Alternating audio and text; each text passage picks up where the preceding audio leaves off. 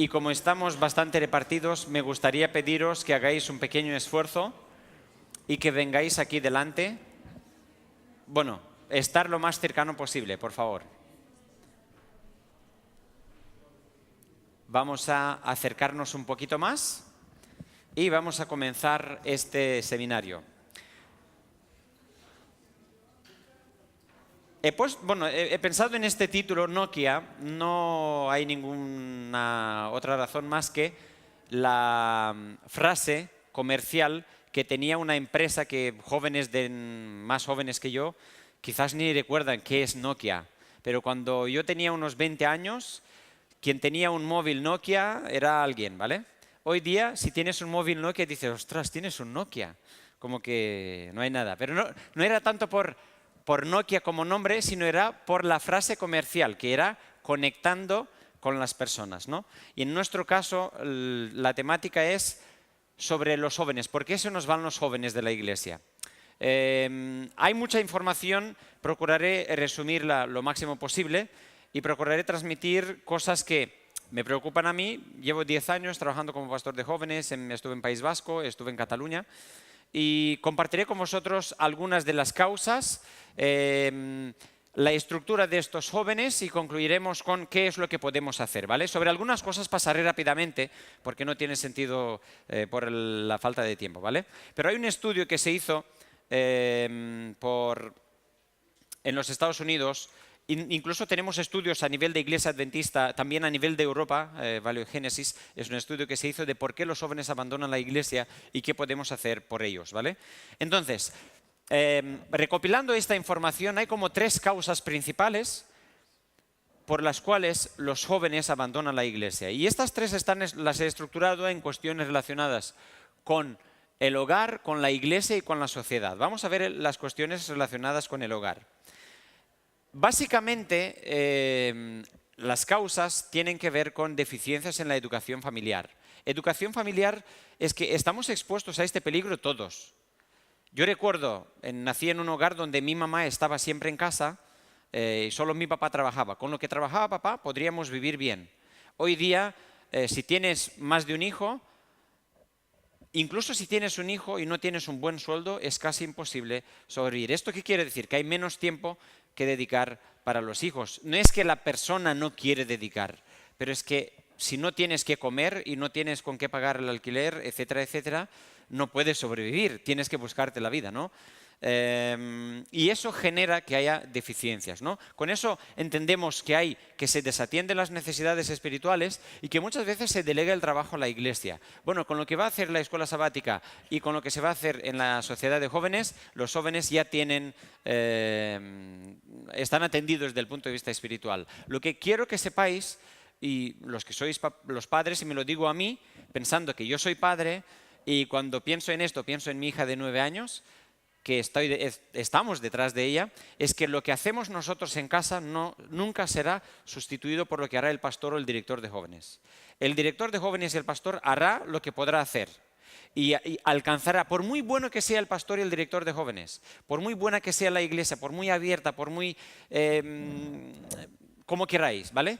Lo que no hace el padre o la madre o los padres, nunca podrán hacerlo el pastor. Esto es un mito. Hablando de rompiendo techos, a veces tenemos que romper mitos. Una cita, ¿no? Rápidamente la leeré. Dice, los descubrimientos científicos confirman lo que ya sabíamos desde hace tiempo. La religión se aprende primeramente en el hogar. La calidad de la vida religiosa de los padres y su compromiso activo con la Iglesia constituyen la principal influencia que reciben los adolescentes. Los hijos adoptan las actitudes y las opiniones de los padres.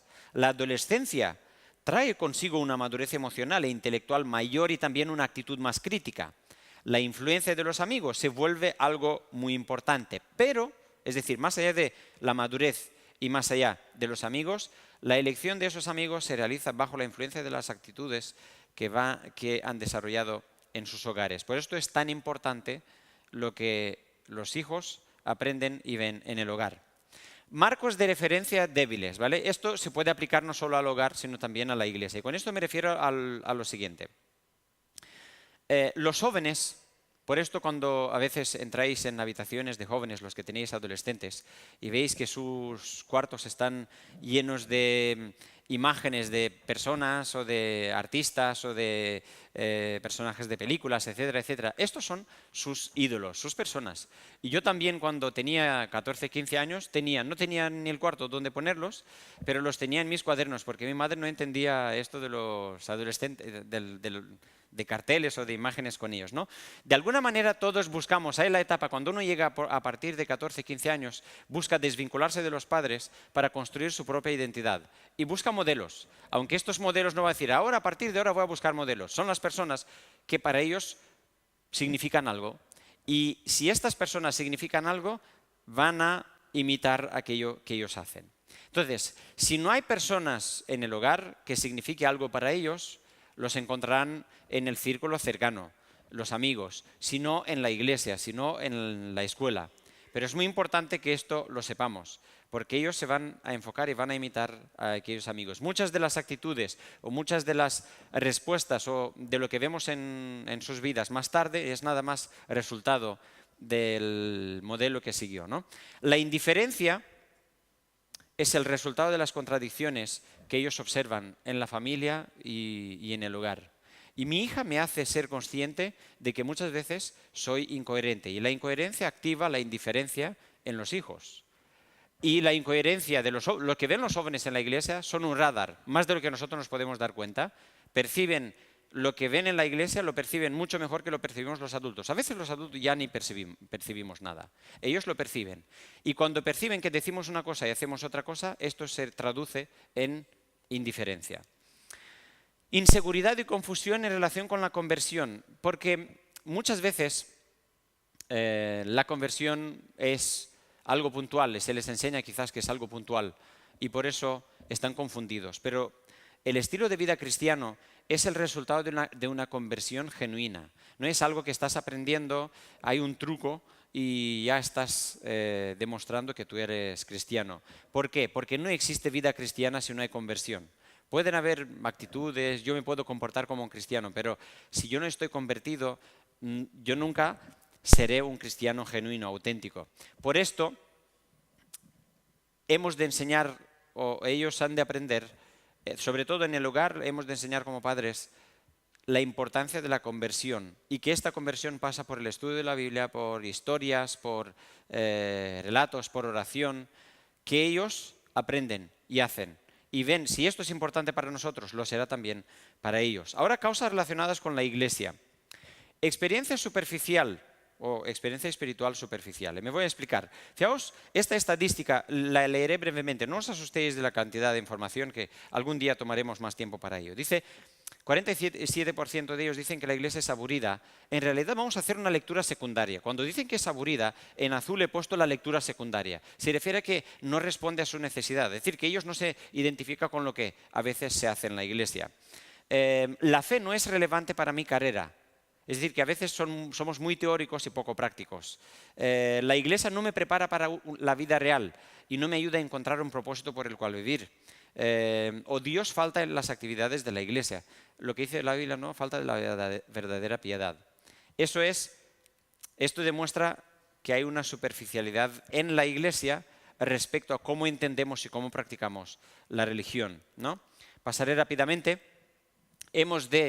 Como iglesia creo que hemos enseñado muchas veces cosas, me gustó un poco lo que presentó el pastor de antes, espiritualizamos muchas cosas creyendo que lo muy importante en la vida espiritual es una cosa, la familia es otra cosa, la vida del trabajo es otra cosa, la vida como estudiante es otra cosa, cuando en realidad ser cristiano afecta a todos los ámbitos de la vida, ¿no?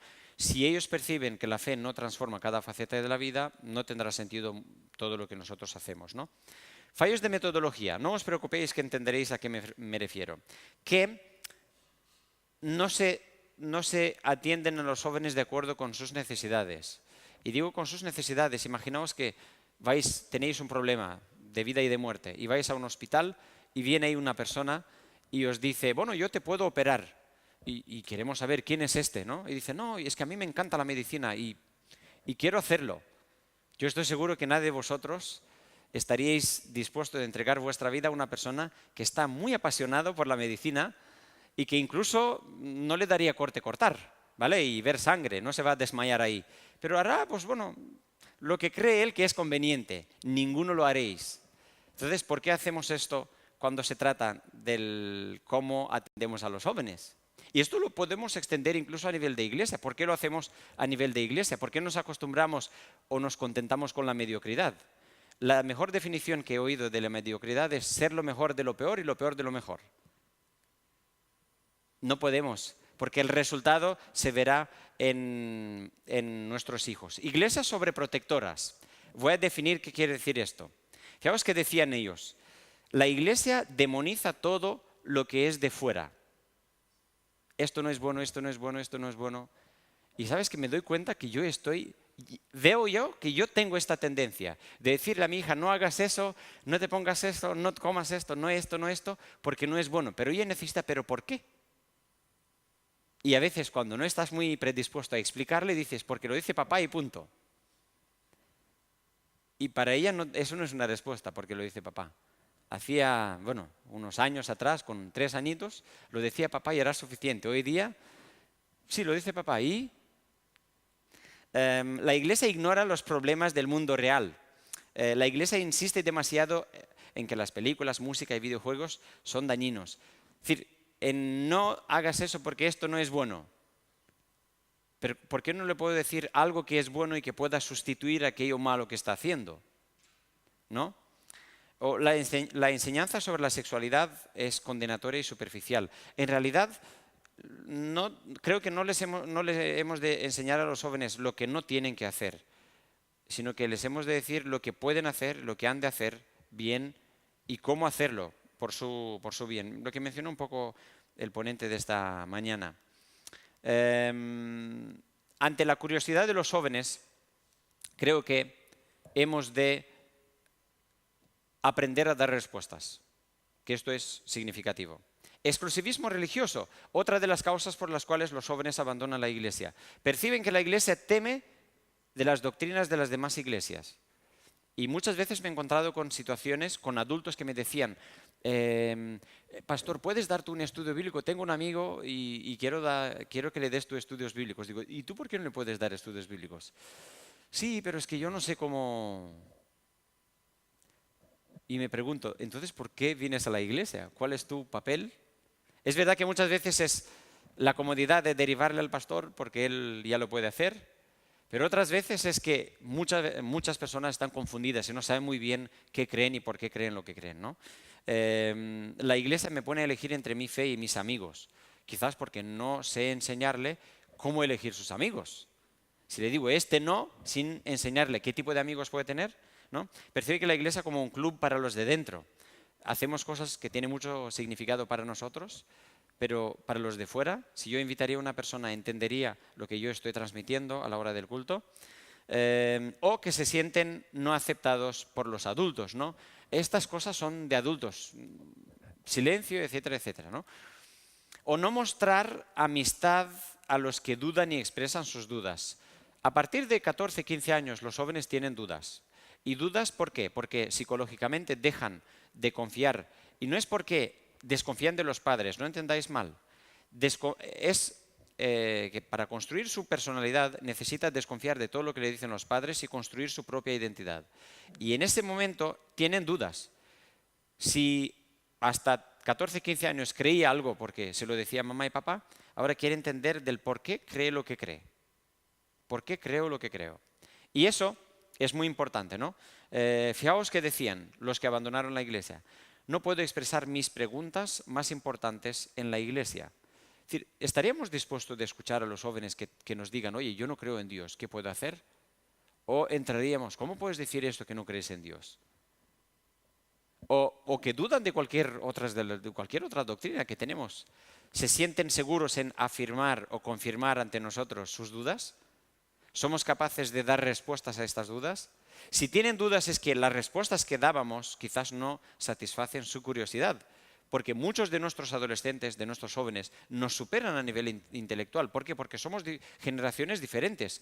Hoy día ellos están mucho más formados. Yo me veo lo que ellos conocen hoy día con 15, 16 años que lo que yo conocía con 15, 16 años. Muy diferente, ¿no? El cristianismo es anticiencia y esto es un asunto muy importante porque en los colegios, no me refiero a los que estudian en un colegio adventista que tiene esta bendición, pero los que estudian en un colegio no adventista o van a la universidad, una universidad no adventista, se encuentran con una realidad drástica. Los dos modelos básicamente, dos cosmovisiones, creer en Dios o no creer en Dios. Y esto demuestra demuestra todo tipo de educación que ellos tienen, a nivel de biología, a nivel de química, a nivel de todo tiene alternativas, ¿vale? Entonces, ¿cuál es la percepción que tienen? Los cristianos creen que tienen todas las respuestas. Incluso creemos que la Biblia da respuesta a cuestiones de biología, de geografía, de todo, de historia, etcétera, etcétera. Y si no lo dice la Biblia, no es verdad.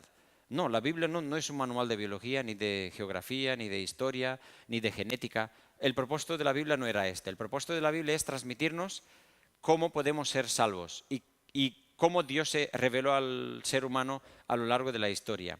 Por esto hemos de reconocer que hay preguntas a las cuales no tenemos respuestas. O aquí dice, la Iglesia no mantiene el paso con la ciencia. No se trata de que la Iglesia ha de involucrarse en la ciencia, pero la Iglesia ha de enseñar bien qué es lo que le corresponde a la ciencia y qué es lo que le corresponde a la Iglesia. Y también qué es lo que de la Iglesia, la cosmovisión cristiana, impacta en el ámbito de la ciencia y ayudar a encontrar respuesta. Por esto me alegro de que en nuestra Iglesia tenemos el Instituto de Geociencia, ¿no? Por esto la percepción de percibir el cristianismo como anticiencia, fueron apagados por el estilo de debate creacionismo y evolucionismo, ¿no? Intentamos ridiculizar a otros sin dar razones específicas. Y la sociedad. Con esto quiero que veáis vosotros mismos. Este escritor, Bob Bufford, escribió un poco hablando de generaciones. Fijaos un poco en estas 5 categorías. La gente que nació entre los 43 y 60, la gente que nace entre el 61 y 81, la mayoría de los padres están en esta época, ¿vale? Sus hijos están entre... Yo soy del 80, ¿vale?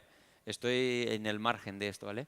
Pero la mayoría de nuestros jóvenes adolescentes están en esta época, ¿vale? Fijaos qué palabras, o decir, cuáles son las características principales de estas categorías. Imaginaos a los que somos líderes de iglesia de esta época, ¿vale? Del 60 al 80. Un cierto tipo de uso de tecnología, ética, tradición, importancia de la tradición, inteligencia, respeto. Y los anteriores, ética, respeto, valores de moralidad e inteligencia. Esto es lo que nos preocupa a nosotros. Fijaos lo que les preocupa a ellos, a los que están en esta categoría. El uso de la tecnología, la música y la cultura pop, la tolerancia, la ropa, Twitter, Google, iPhone y Facebook. Este se llama la generación TGIF. Las comunidades virtuales, por esto en grupos de WhatsApp, etcétera, etcétera. Influencers, marketing digital, emprendedores. ¿Os dais cuenta de cuán diferentes son ellos de nosotros? Mi generación tenía 14 años, teníamos reuniones de jóvenes, estaba en un colegio adventista. Venía alguien, nos contaba una historia, 2 horas estábamos así escuchándolo y decíamos, ¡wow! ¡Qué impresionante! Hoy día te pones a contarles 2 horas cosas y te has quedado solo, o con los que ya tienen tu edad, o con los que por respeto dice, vamos al pobre pastor no dejarlo solo. Como mucho le puedes hablar 20 minutos, no más, porque ya desconectan. Entonces, ¿qué podemos hacer por esta generación? ¿Nos planteamos? ¿Somos conscientes de ello? Ahora, pensad un poco a nivel de liderazgo en la iglesia. La mayoría de las personas que deciden las cosas en la iglesia están en esta parte, ¿vale? O incluso algunos rozan con la otra. Porque todavía, aunque estén jubilados, todavía están en puestos así, ¿vale? Ellos deciden para esta gente, decidiendo igual muchas veces qué es importante y qué no es importante para ellos. Lo digo como una crítica porque yo también soy pastor y pertenezco a la estructura, ¿no? Creo que hemos de hacer una reflexión sobre cómo atendemos a esta gente. Ahora, aquí pasaré rápido porque he de terminar a y media y... Para que veáis, básicamente hay 3 categorías. Nómadas, los que deciden ir por ciertas razones. la historia del hijo pródigo, y exiliados los que se sintieron expulsados de la iglesia. Básicamente, leeré brevemente lo que significa para ellos, ¿vale?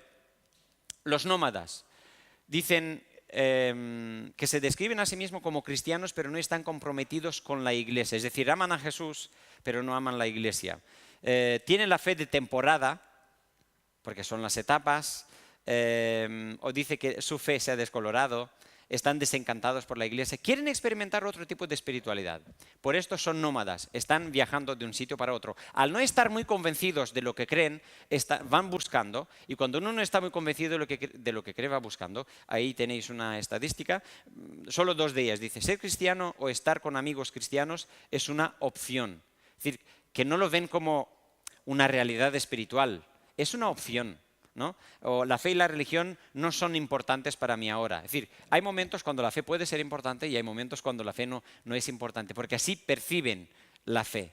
Quizás así les hemos transmitido y que hemos de hacer una crítica, ¿no? Los pródigos experimentan varios niveles de resentimiento con la fe, desencantados con la fe, abandonan la fe cristiana, rechazan volver a la iglesia. Lo único que les da pena es el disgusto que generan los padres, ¿vale? La fe cristiana no tiene sentido para mí, o 30%, no pienso volver a la iglesia. Tuve una experiencia negativa con la iglesia o con los cristianos. Aquí encontramos algo diferente.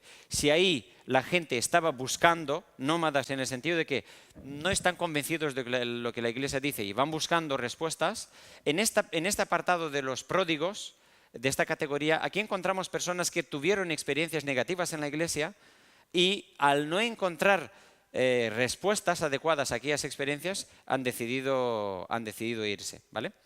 Y los exiliados, fijaos en qué se centran los que se sienten expulsados de la iglesia. No quieren separarse del mundo, porque perciben que la iglesia les pone a elegir entre el mundo y la iglesia, como que la iglesia no vive en el mundo y tendríamos que crear una subcultura aparte del mundo. Es decir, no se les han enseñado cómo vivir su fe en el mundo donde viven. Incluso Jesús ora, no te pido que los quites del mundo, sino que los guardes del maligno. Y Jesús enseñó a los discípulos cómo vivir su fe en la sociedad donde ellos vivían. Son escépticos con relación a la iglesia como institución. Dice, quiero ser parte de una comunidad cristiana que actúa no solo el fin de semana, adventista del 7º día, y del domingo qué, y del martes qué, y del miércoles qué, ¿no? Sufren cuando se les cuestionan los motivos. Son personas que son reformadores, y los jóvenes, sabéis, son reformadores porque quieren renovar cosas, quieren hacer cosas diferentes. Si no encuentran un espacio o se dan cuenta de que la iglesia no hace eco o no encuentran un eco de sus experiencias, por esto se van. En estadística de este grupo, quiero encontrar una manera de estar conectado con Jesús y con el mundo donde vivo. Quiero ser cristiano sin aislarme del mundo. Dios actúa fuera más que dentro de la iglesia, o la iglesia tenga la misma prioridad que Jesús tuvo. Como veis, esta gente que se sienten exiliados porque perciben que la iglesia no es coherente con el modelo que Jesús presentaba de iglesia. No es que no les gusta la religión. Quizás los primeros, los nómadas, serán los que viajan de aquí para allá porque no están convencidos, porque tienen una experiencia más superficial. Los segundos, los pródigos, porque tienen una experiencia negativa en la iglesia, en la casa de su padre, y se van. Pero los últimos aman a Cristo, pero no se encuentran muy a gusto con la iglesia, ¿no? Entonces, los exiliados experimentan su exilio en estas áreas, en el mundo artístico, en la ciencia, en la música, en periodismo, ejército, en la universidad. ¿Por qué? Porque ellos creen que su propósito, dar testimonio, es estar ahí y tratar con sus amigos no cristianos, compartir valores y principios, no solo en la iglesia, ¿no? ¿Qué podemos hacer? Y esta es la última parte para que tengamos tiempo para ciertas preguntas. Me gustó esta frase de este escritor, Hayford, que tiene mucho tiempo trabajando con los jóvenes. Y él dice que las generaciones de jóvenes o la generación más jóvenes necesitan la generación de los antecesores. Y utiliza el ejemplo de Elí y de Samuel, diciendo que Dios le hablaba a Samuel, Dios buscaba a Samuel porque era joven, porque no tenía prejuicios, porque era más predispuesto a hacer lo que se le pedía.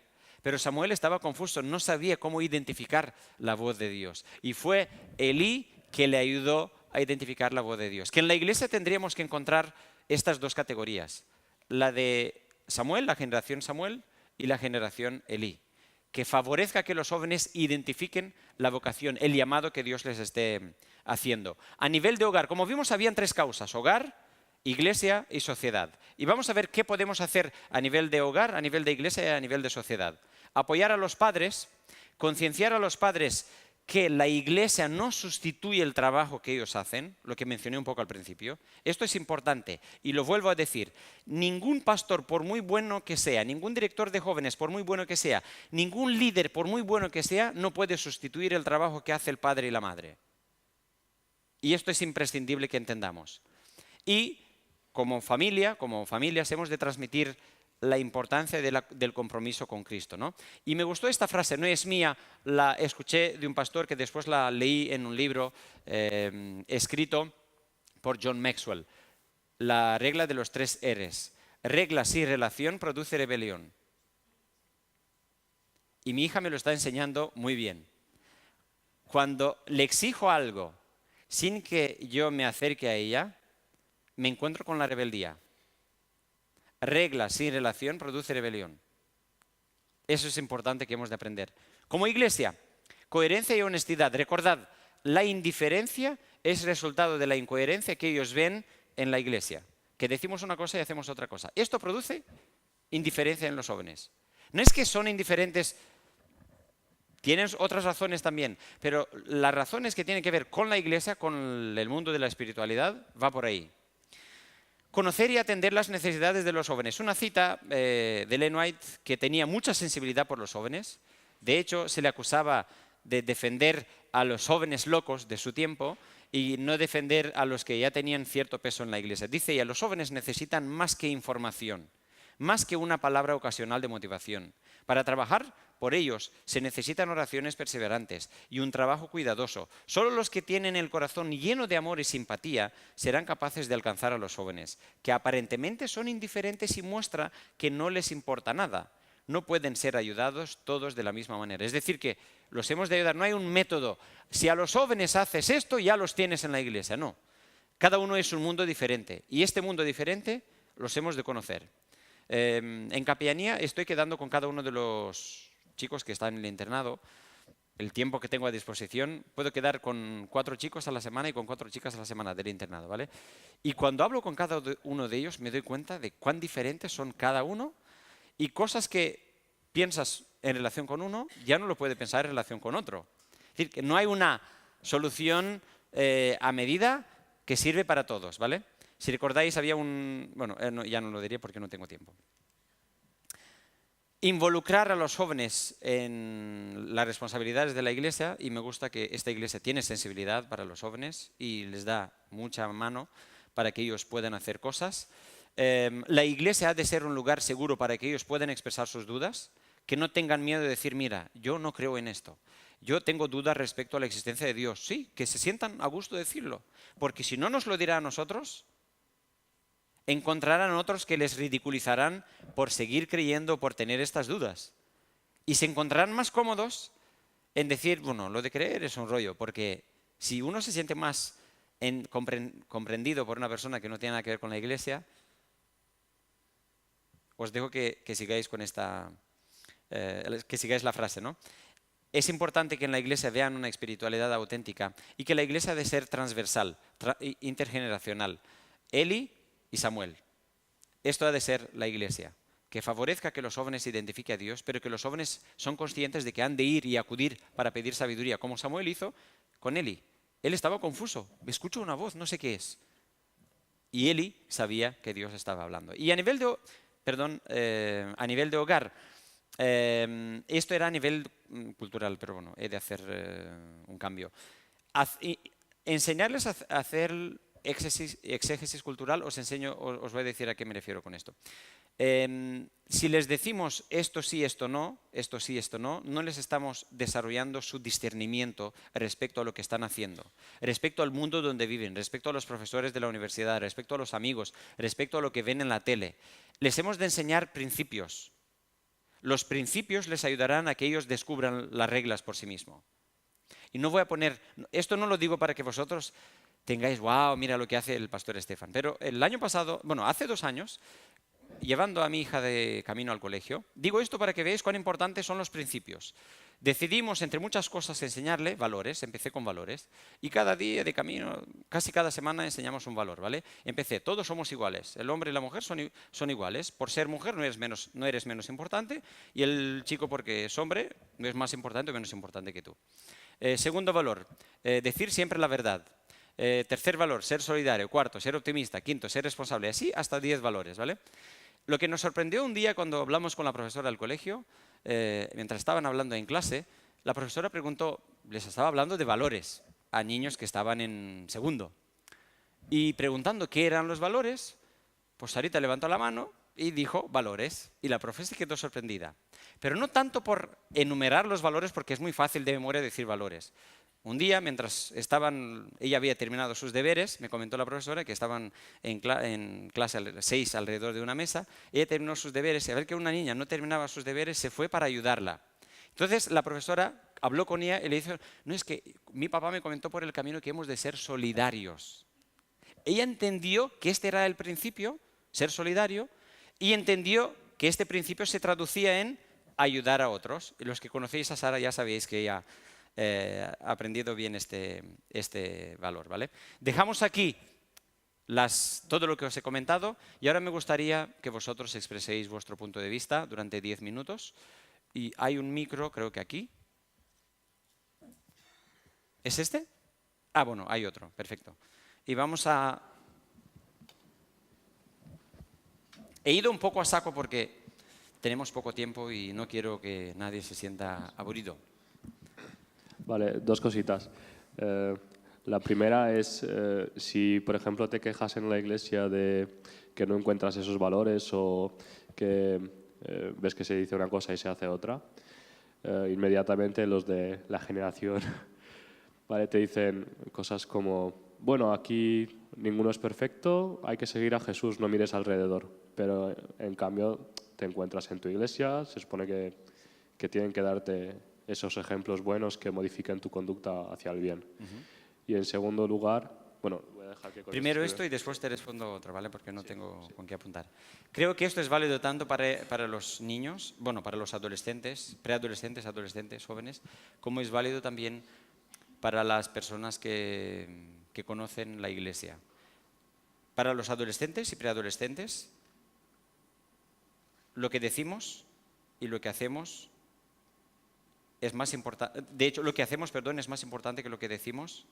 Él no se va a fijar en lo que yo digo que ha de hacer. Se va a fijar en lo que yo hago.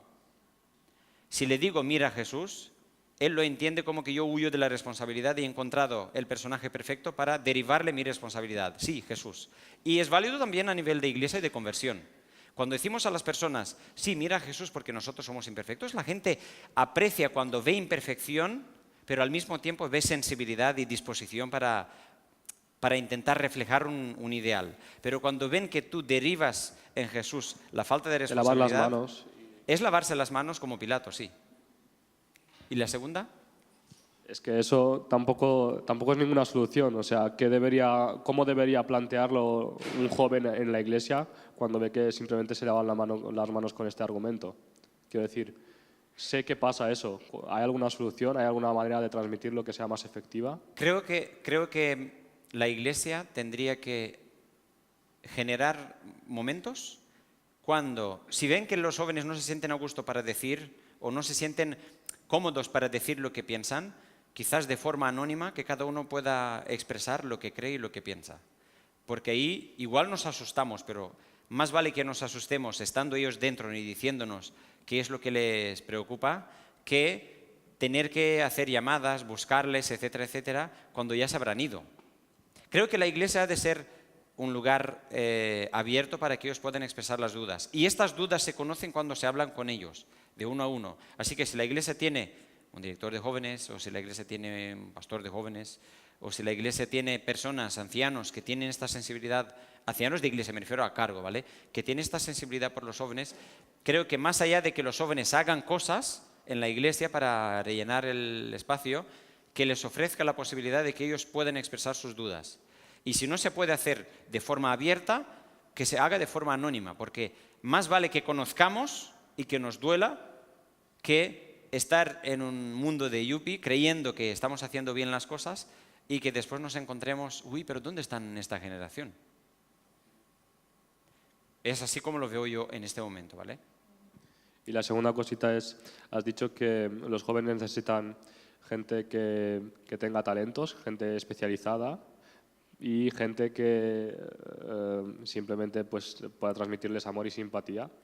Y la cosa es, hay que elegir siempre a esa gente que solo, o sea, imagínate que hay gente que no tiene esas cualidades, esa profesionalidad, no está preparada, por ejemplo, como un pastor. Sin embargo, pues le dan, yo qué sé, una tarea que hacer en la iglesia y él simplemente dispone de ganas, como el médico que dijiste antes, o sea, como la persona que quería operar antes. ¿Eso está bien o...? El método de Cristo es que Jesús buscaba hacer a la gente, ayudar a entender a la gente que Él les buscaba su bien.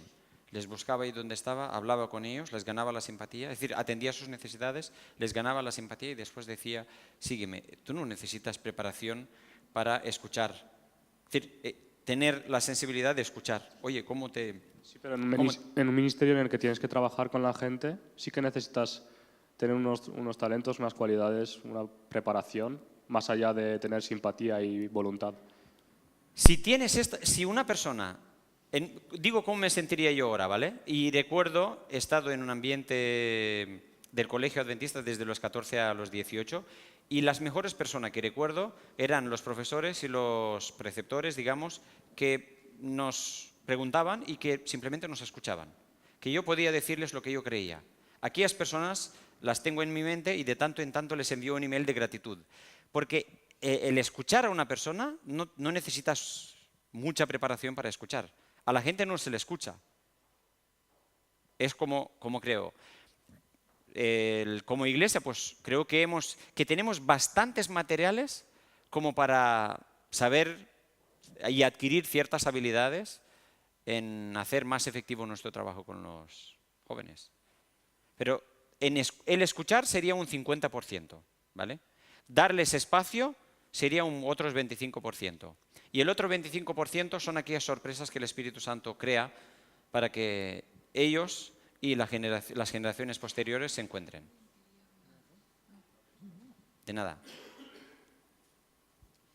Yo quería decir que nosotros como miembros de iglesia, como hermanos, el punto uno que tenemos que tener, tanto con los niños como con los jóvenes, como con los adultos también, pero hablando de jóvenes, es quererlos. Si nosotros amamos a un chico, lo vemos como niño, qué bonito, qué sé yo, pero es un ser humano, es una persona que se está formando y depende mucho del ambiente que le demos, no solamente la familia. Es cierto, la familia forma mucho, pero ¿qué pueden hacer los pobres chicos que no han tenido una buena familia? Conozco mucho, y soy bastante mayor, así que conozco muchos casos de personas que han tenido hogares terribles y sin embargo han sido excelentes personas en la iglesia. Por supuesto. Incluso algunos de los pastores que yo más he admirado. Entonces, yo pienso que la iglesia también tiene mucho para hacer. Claro que sí, desde Tengo luego. en este momento en mente... Más de lo que nos imaginamos. Más de lo que nos imaginamos. Tengo en este momento en mente 2 hermanos de Alemania que eran pequeñitos en la época de la guerra y no tenían ninguna iglesia, no podían asistir a ninguna parte.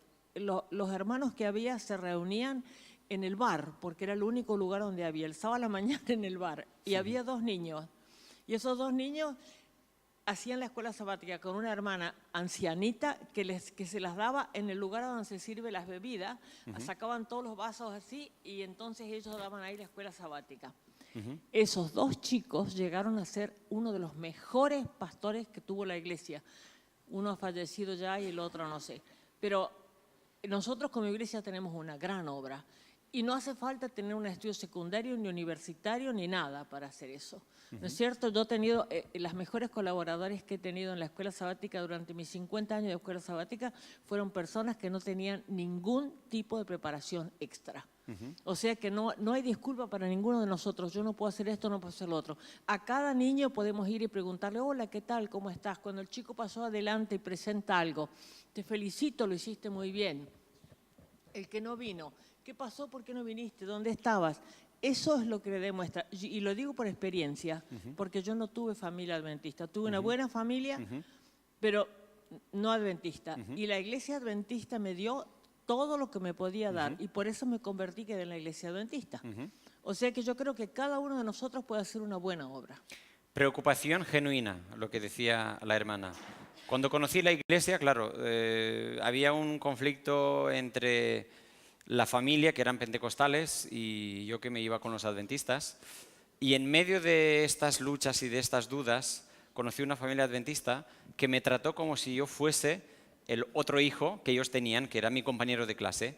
Pues esta familia para mí siguen siendo como mis segundo par de padres, que siempre me llamaban, me preguntaban qué tal, me alegro mucho. Esto, lo que usted decía, ¿no?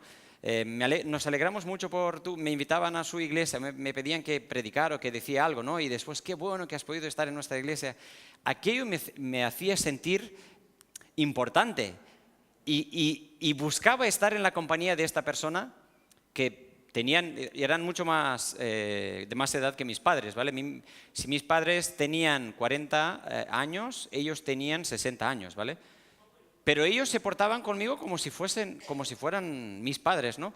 Y eso me ayudó a mí mantenerme en la iglesia. Y se los dije a ellos, porque pasé por mis crisis al conocer la iglesia, siendo adolescente, siendo joven, y gracias a personas como estas encontré mi sitio en la iglesia. Y eso no necesita mucha preparación para hacerlo. Una pregunta más y terminamos aquí. Por acá. Por favor.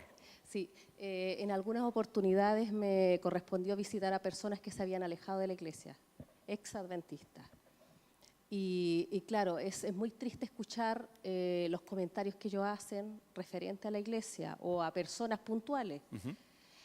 Pero generalmente lo que ellos más comentaban era que vivíamos un mundo falso, que muchos se iban porque decíamos o predicábamos el amor y no lo llevábamos a la práctica.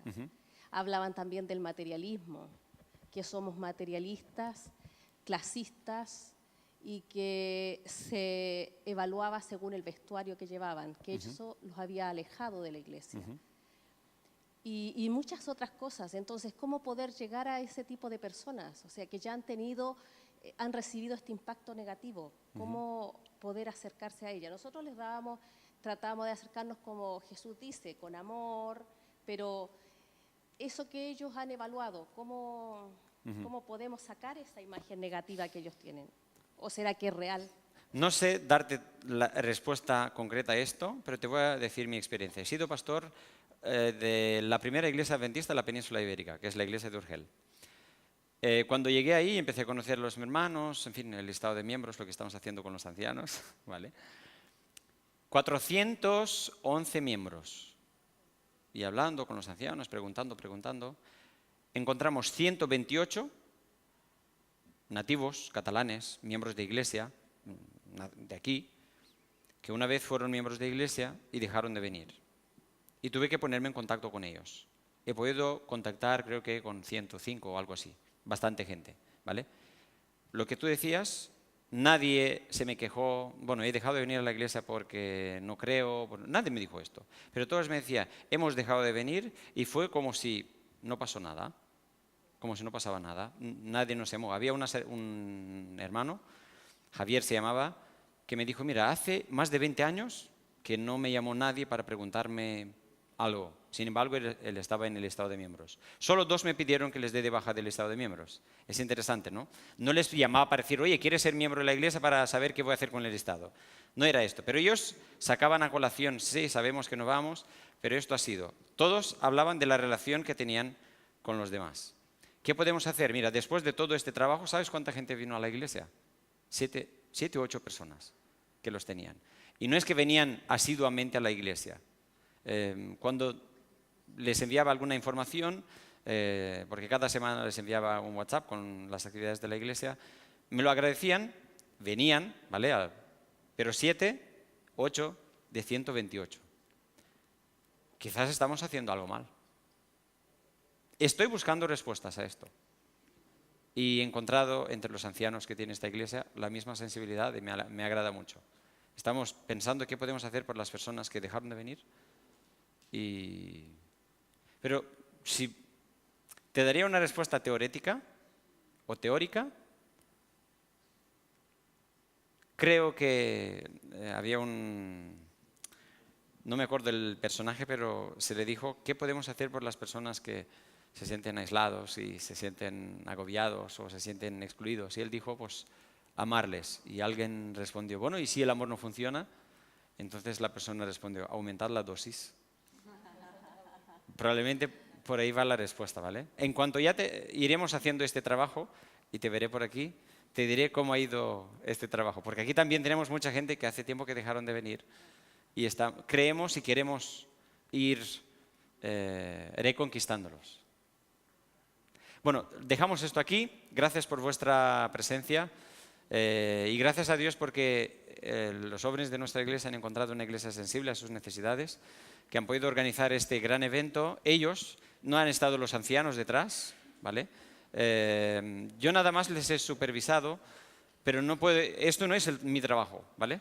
Es el trabajo de ellos y creo que se merecen toda la admiración y gratitud por tener buenas iniciativas y por querer ayudar y formar y crear en la iglesia un espacio agradable para ellos. Que Dios os bendiga.